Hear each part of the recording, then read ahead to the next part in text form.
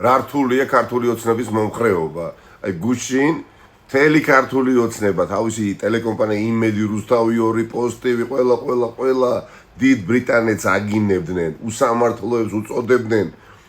რა გადაწყვეტილება მიიღეს და როგორ დაასანქცირეს გენერალური პროკურორი, შინაგან საქმეთა მინისტრის მოადგილე და სხვები. უსამართლო სასამართლო არის დიდ ბრიტანეთში, უსამართლო მართლმსაჯულებაა და უსამართლო არის ყველა, ვინც კი დიდი ბრიტანეთის მთავრობაში დღესდღეობით არიან წარმოდგენილნებიო. მთელი დღე გუშინ დილიდან ღამემდე ამას იძახდნენ. და დღეს უკვე ერთი დღის თავზე დილიდან აქებენ და ადიდებენ ბრიტანეთის სასამართლოს, რატომ იცით?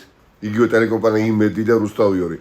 ზაზა უქუაშვილი ასეთი ბიზნესმენი არის, რომელიც უჩიოდა ბიძინა ივანიშვილს, თითქოს ის ძალავდა მას მილიონობით დოლარს, რამდენიმე წელიწადია მიმდინარეობდა დავა ბრიტანეთის სასამართლოში და გაიმარჯვა ბიძინა ივანიშვილმა ბრიტანულ სასამართლოში და ზეიმობს დღეს მთელი ქართული ოცნება. ხო და ახლა მაინტერესებს, აი ქუჩაში, არა მხოლოდ ქუჩაში, ეგრეთ წოდებულ პარლამენტში, აი კოდს რო კითხო, დიდი ბრიტანეთის სასამართლო სამართლიანია თუ უსამართლო, რა პასუხი აქვს?